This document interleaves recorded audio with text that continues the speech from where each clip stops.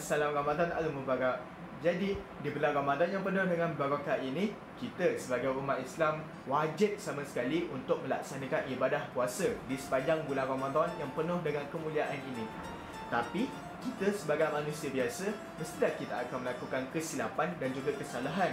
Yang mungkin kesilapan tu kita tak tahu bahawa benda tu salah dan kita tak perasan yang kita lakukan kesilapan tersebut.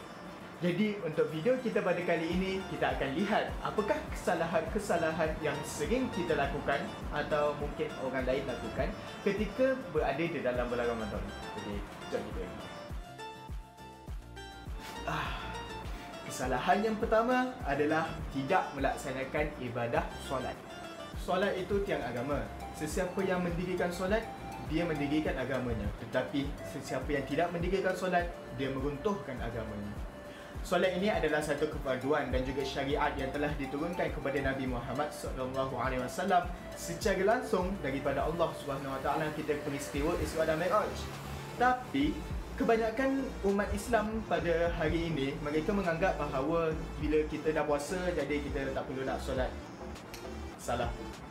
Sebab solat itu adalah syariat yang utama di dalam Islam. Jadi sesiapa yang tidak mendirikan solat, mereka meruntuhkan agama mereka dan puasa mereka menjadi sia-sia, hanya menahan lapar dan juga dahaga.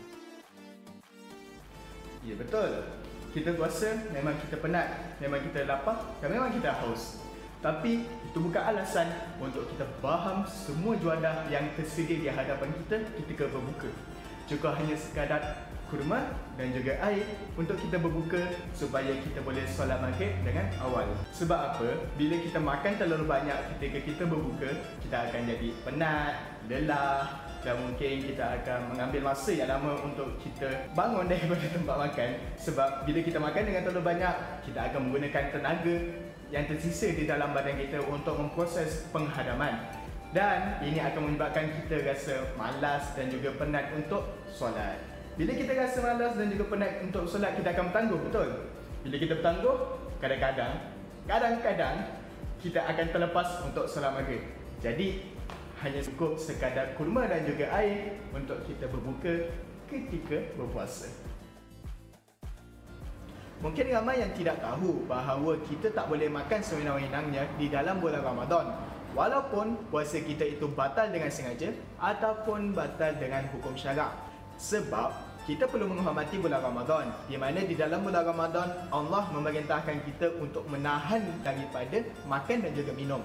Dan itulah sebab kenapa kita tak boleh makan dan juga minum sewenang-wenangnya walaupun kita tidak berpuasa di dalam bulan Ramadan, atas dasar kita menghormati bulan Ramadan. Ramai di antara kita yang tidur di siang hari atas alasan penat berpuasa. Kita tak boleh melayan sangat tidur kita di siang hari sebab kita perlu jadi proaktif dan juga produktif di sepanjang bulan Ramadan. Sedangkan Nabi pun berperang sambil berpuasa. Bukan tak boleh kita nak tidur waktu siang, boleh, tapi limitkan pada waktu yang tertentu. Ramai di antara kita yang beranggapan bahawa bila kita makan terlalu awal ataupun sahur terlalu awal, iaitu pada pukul 1, 2 ataupun 3 pagi, kita boleh dianggap sebagai sahur.